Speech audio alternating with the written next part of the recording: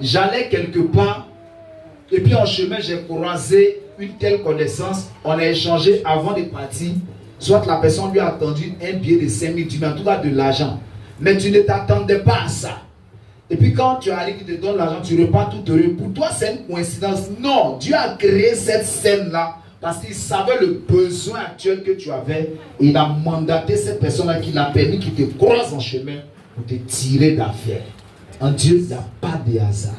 Donc toi qui es assis ici, toi qui es assis ici là, ce n'est pas un hasard si Dieu a permis que tu sois, amen, une brebis pour lui dans cette mission Christ crucifié et ressuscité. Parce qu'il y a plusieurs hommes de Dieu. Il y a certainement, comme vous avez pour habitude de dire, des plus moins, il n'y a pas un qui est moins que son ami. Ça n'existe pas. Tu n'as pas dit amen. Non, écoute, moi ici, quelqu'un de direct, je ne suis pas classé à l'enseigne des hommes de Dieu qui aiment prendre la parole, la maquiller pour donner au peuple pour se faire plaisir. Si pas dedans, ça te plaît, tu prends, ça te plaît pas, tu prends pas. C'est la parole de Dieu. C'est dans 20, on met l'eau pour Dieu. La parole de Dieu est brûle, elle vient de façon brûle. C'est le Saint-Esprit qui va activer ça en toi. Alléluia. Gloire à Dieu. Il faut qu'on revienne dans la vérité, dans les fondamentaux de la parole de Dieu. Gloire à Dieu. Amen. D'accord. Alléluia. Donc, ils ont fait ce travail, ils sont partis. Qu'est-ce que Dieu veut nous dire ce matin, bien-aimés? On parle ici des fils des prophètes. C'est pourquoi, à l'entame de mon message, à ce moment précis, le thème que je suis en train de développer, ou du moins que le Saint-Esprit est en train de développer par mon canal, c'est ne demeurons pas enfants, soyons des fils. Tu n'as pas compris.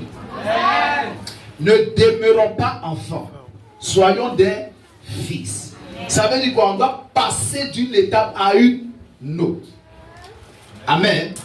Parce que quand on accepte Christ comme notre Seigneur et Sauveur, que Dieu nous fait la grâce d'être sauvés, amen, par la grâce, par la foi, selon Ephésiens 2, verset 8, qu'on est maintenant déclaré juste. Par la foi qu'on a placé dans l'œuvre que Christ a accomplie à la croix du Calvaire, Dieu nous déclare quoi? Ses enfants. Amen. Ça veut dire, ça va te choquer, mais c'est une vérité. On devient et on est au même titre et au même rang que Jésus.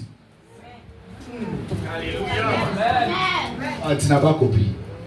Tu es au même rang et au même titre que Jésus. Amen. Parce qu'en ce moment, tu deviens quoi? Le fils d'adoption de Dieu. Dis-moi, une femme qui ne fait pas enfant, ou bien un couple qui n'a pas d'enfant, qui désire avoir enfant, qu'est-ce qu'ils font? Ils vont adopter un enfant. Souvent, ils prennent quoi? Le fils de la soeur, de frère de quelqu'un d'autre. Ou bien ils vont dans une agence matrimoniale, un service social, ou bien dans les centres des orphelins pour aller faire quoi? Adopter un enfant. Il faut des documents, j'ai dit, l'enfant devient leur. Mais est-ce que cet enfant-là, ils vont s'occuper de lui, oui ou non? L'enfant devient quoi? Leur propriété. Nous sommes la propriété de Dieu. Amen. Alléluia. Amen. Gloire à Dieu. Allez doucement, tu vas me suivre, tu vas me comprendre. Dans la Bible dit, nous sommes quoi? Héritiers de Dieu, nous sommes co-héritiers avec Dieu. C'est-à-dire on partage le même héritage que Jésus auprès du Père. C'est pourquoi je suis en train de venir te dire ce matin que c'est vrai, tu es enfant, mais arrange-toi à passer de l'étape d'enfant à l'étape de fils. Comment ça va se faire? On continue. Amen. Gloire à Dieu.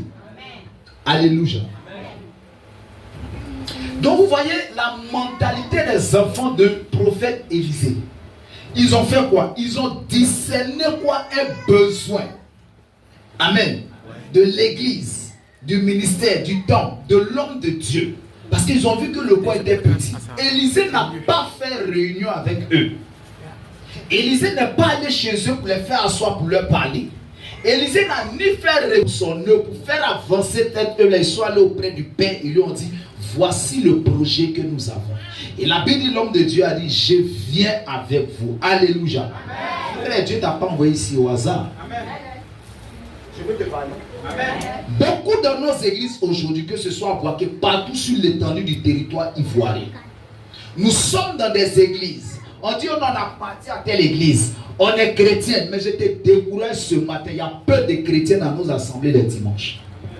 Nous avons des militants des ministères, des militants d'église. On n'a pas encore des fils et des enfants de Dieu. Je parle d'eux, mais je parle fort. Beaucoup viennent à l'église dimanche. L'homme de Dieu finit de prêcher. Il fait ce qu'il doit faire.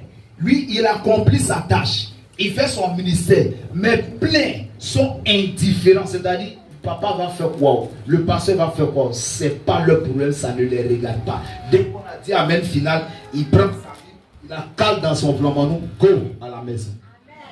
Et il prend parole de Dieu là, lui, il met ici. Où il transmet là, c'est là-bas il met. C'est-à-dire, tout ce qu'on dit dans l'église ne l'intéresse pas. Il est indifférent.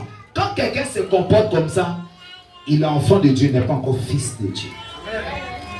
Amen. Amen. Parce que les fils de Dieu, c'est ceux qui sont dans l'église, dans le temple, dans le ministère, qui réfléchissent à comment l'œuvre va aller de l'avant, comment l'homme de Dieu va pouvoir travailler de façon libérée de toute charge.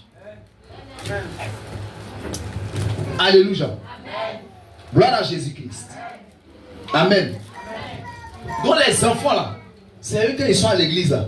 Ils sont dans une église dans le ministère. Vous voyez, c'est pas beaucoup viennent aujourd'hui. Il fait 3 mois, 6 mois. Il n'y a pas de miracle pour sa vie. On n'a pas encore de parole de connaissance et sagesse. Il est découragé, pas il saute, il va chez le prophète Karamoro. Ça ne marche pas comme cet esprit que tu as laissé ici à la mission, Christ crucifié et ressuscité là. C'est le même esprit qui agit au Père là où tu es en train de fuir pour partir. Amen. C'est le même Saint-Esprit, il n'y a pas deux. La Bible dit, l'Esprit de Dieu opère tout. En tous, en chacun d'entre nous, il fait un travail. Donc si tu as laissé le prophète Samuel ici, espérant que tu danses chez le prophète Rodrigue, là-bas, miracle va s'accomplir, toi, tu mens. Pourquoi? Dieu a permis que tu sois ici, parce que tu as une mission auprès de lui. Est-ce que je peux pas?